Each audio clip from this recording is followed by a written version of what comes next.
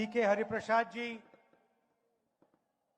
राव नरेंद्र सिंह जी, भूपेंद्र हुड्डा जी,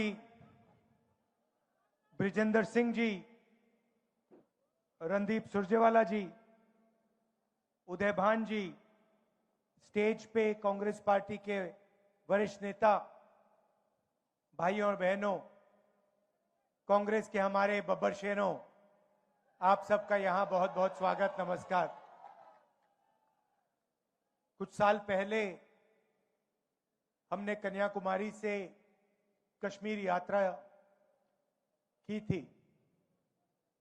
4000 kilometre Kanyakumari से कश्मीर तक हम चले। हमारे साथ लाखों लोग चले थे और एक नारा दिया था, नफरत के बाजार में मोहब्बत की दुकान खोलनी है। और ये नारा हमारा नारा नहीं था, ये नारा भीड़ से आया था। मगर देश को इस नारे की जरूरत थी और अभी भी इस देश को इस नारे की जरूरत है। तो मैं आपको बधाई देता हूं, कि आप आइए, आपको बधाई देता हूं कि आपने उसी प्रकार हरियाणा में ये यात्रा की, जनता के बीच में गए, हरियाणा की सड़कों पे चले और आपको इस यात्रा से बहुत फायदा होगा, क्योंकि आपको हरियाणा का जो पल्स है, वो आपने मतलब लोगों से सुनकर समझा है। और मेरी सोच है कि कांग्रेस पार्टी में हर प्रदेश में जो हमारे युवा नेता हैं, उन सबको इस प्रकार से जनता के बीच में यात्रा करनी चाहिए। सीखने को मिलता है, लोग जुड़ते हैं, राजनीतिक समझ बढ़ती है। और हर यात्रा का, चाहे कितनी भी छोटी हो कितनी भी बड़ी हो, यात्रा की हिंदुस्तान में यात्रा का ट्रेडिशन है। तो यात्रा का जनता को और जो यात्रा करते हैं उनको फायदा होता है। देखिए, हरियाणा के बारे में आप मुझसे अच्छा जानते हो। यहां का चुनाव बीजेपी ने चोरी किया। मध्य प्रदेश, हरियाणा, महाराष्ट्र, अब बंगाल, असम, इन्होंने सिस्टम बना लिया है चुनाव चोरी करने का। लाखों नाम काट देते हैं, लाखों नए नाम जोड़ देते हैं। इलेक्शन कमीशन इनके कंट्रोल में है, ब्यूरोक्रेसी इनके कंट्रोल में है और ये सोचते हैं कि इनका राज अब रुक नहीं सकता।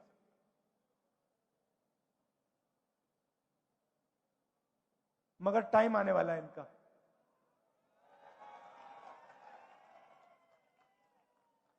आप देख लेना, इनका टाइम आने वाला है। क्योंकि जनता को यह बात समझ आ गई है कि नरेंद्र मोदी जी, अमित शाह जी देश को बेचने का काम करते हैं। Airport, ports, infrastructure, power plant, अब निकोबार आइलैंड में मतलब पूरा का पूरा वहां पे बेच रहे हैं अदानी जी को। तो जनता को बात समझ आ गई है, इलेक्शन चोरी होता है और फिर आपका धन आपसे छीना जाता है, अदानी अंबानी को पकड़ाया जाता है।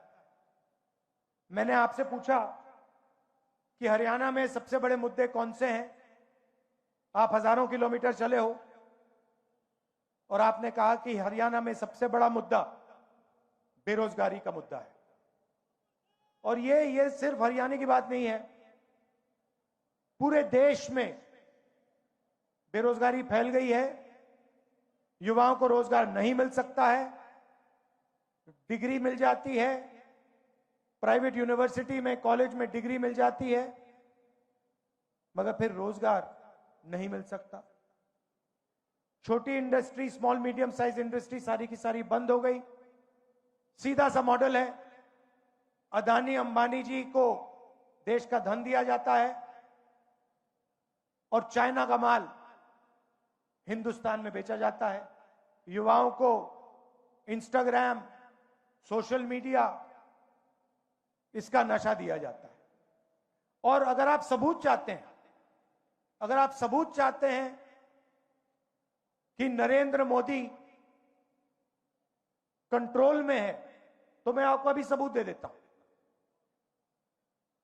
कुछ दिन पहले यूएस इंडिया डील हुई, आपने देखा आपने? यूएस डील में हिंदुस्तान ने अमेरिका को क्या दिया और अमेरिका ने हिंदुस्तान को क्या दिया, मैं आपको बताना चाहता हूं।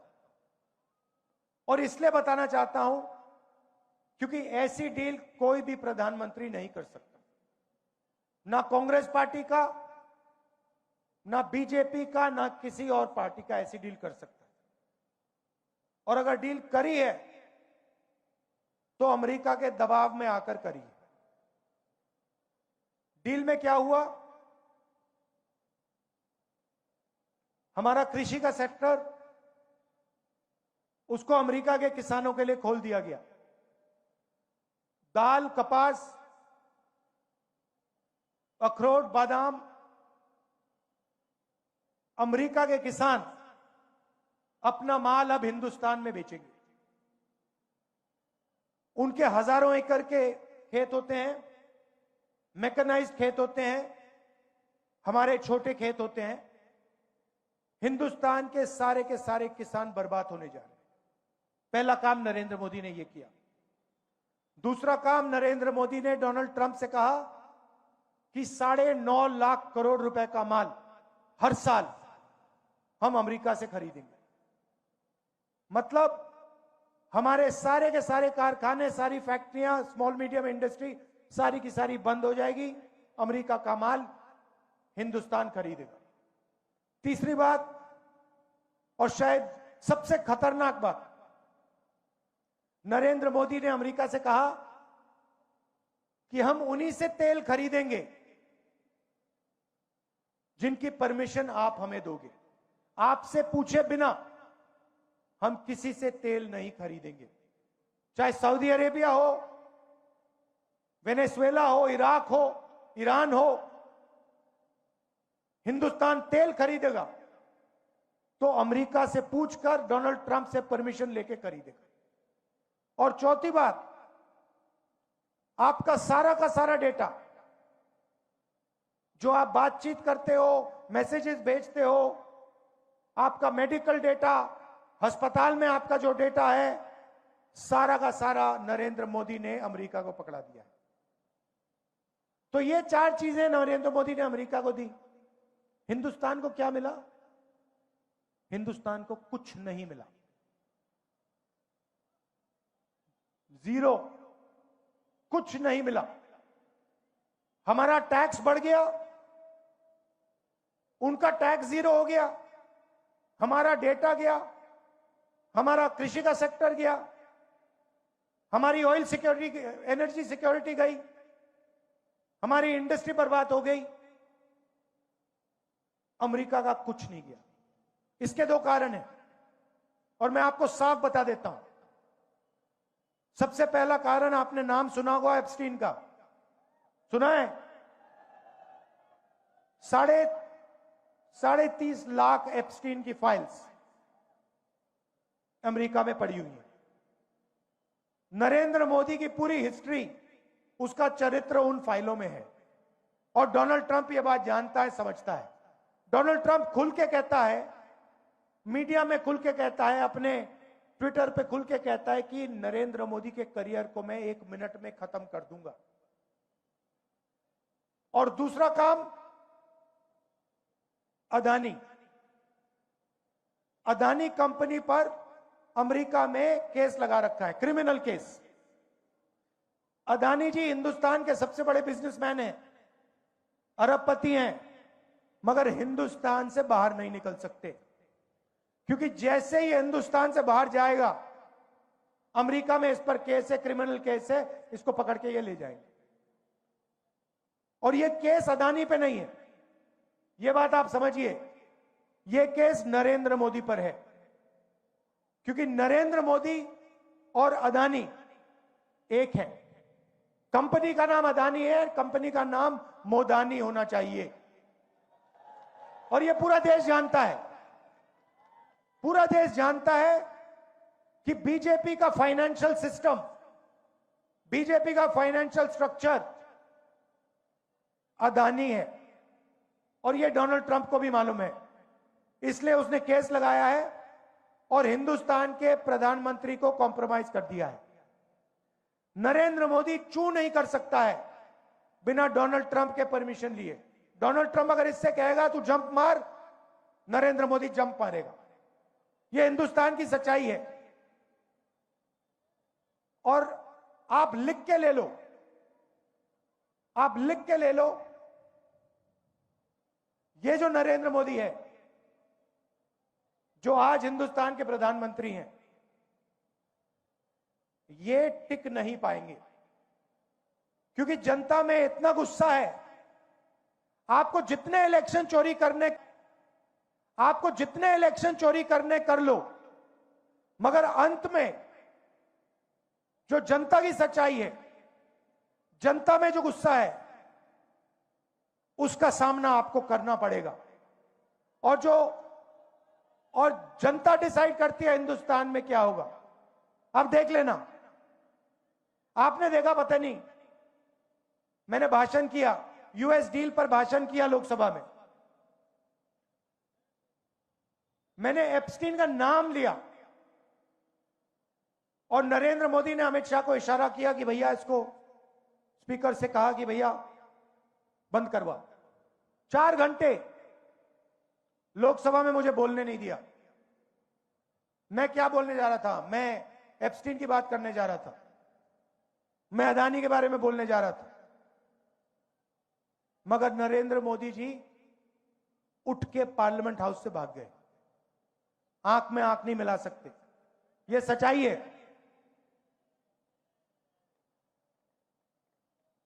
इनका सिस्टम क्या है?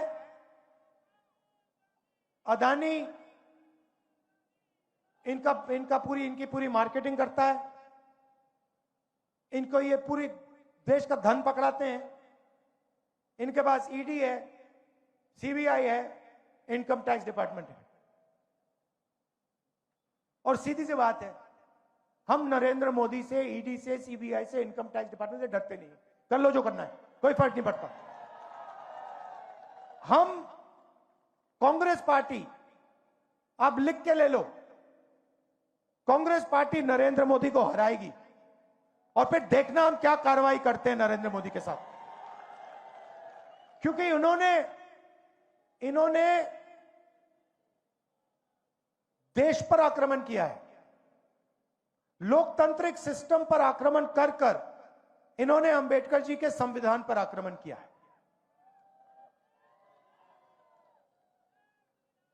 संविधान पर आक्रमण किया है। और आपका जो हक है, देश की जनता का जो हक है, जो संविधान में लिखा है, लोकतंत्र आपका हक है, उस पर आक्रमण किया है और लोकतंत्र को इन्होंने खत्म किया है। हम इस बात को नहीं भूलने वाले हैं, चाहे कुछ भी हो जाए। विचारधारा की लड़ाई है और 2 ही विचारधारा इस देश में लड़ती है, राजनीतिक 2 ही विचारधारा है, एक आरएसएस की, नफरत की, बंटवारे की, दूसरी कांग्रेस पार्टी की, मोहब्बत की, एकता की विचारधारा। आप देख लेना, बाकी सारी की सारी पार्टियां इनके सामने नहीं खड़ी हो पाएंगी। एक नहीं हो पाएगी और अंत में सिर्फ कांग्रेस पार्टी खड़ी होगी और कांग्रेस पार्टी इनको हराएगी। और हमारे जो बब्बर शेर यहां पे आए हुए हैं, आप याद रखो, आप किसी से डरते नहीं हो। आप याद रखो मैं क्या कह रहा हूं, नरेंद्र मोदी को, अमित शाह को कांग्रेस पार्टी हराएगी, बीजेपी को कांग्रेस पार्टी हराएगी। एक बार फिर मैं आपका धन्यवाद करता हूं कि आपने ये यात्रा की। हजारों किलोमीटर आप चले। मैं जानता हूं 1000 किलोमीटर, हजारों किलोमीटर चलना आसान काम नहीं है, मुश्किल काम है। आपने किया, पूरा मेरा सपोर्ट है आपको। हरियाणा कांग्रेस का सपोर्ट है, इंडियन नेशनल कांग्रेस का सपोर्ट है। बहुत बहुत धन्यवाद। नमस्कार, जय हिंद।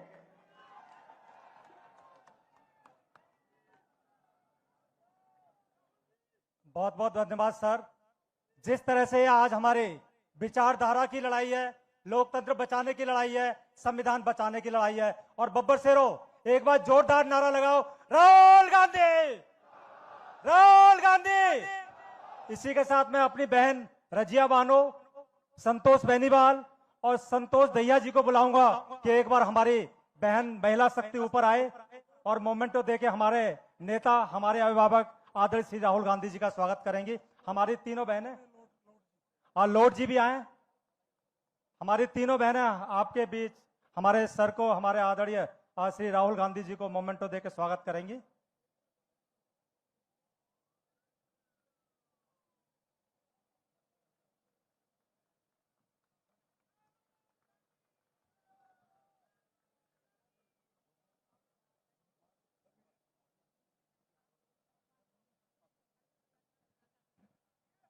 भारत यात्री और सद्भाव यात्री और उनके सभी साथी और इस मिलेनियम सिटी के सभी जनता और हरियाणा की जनता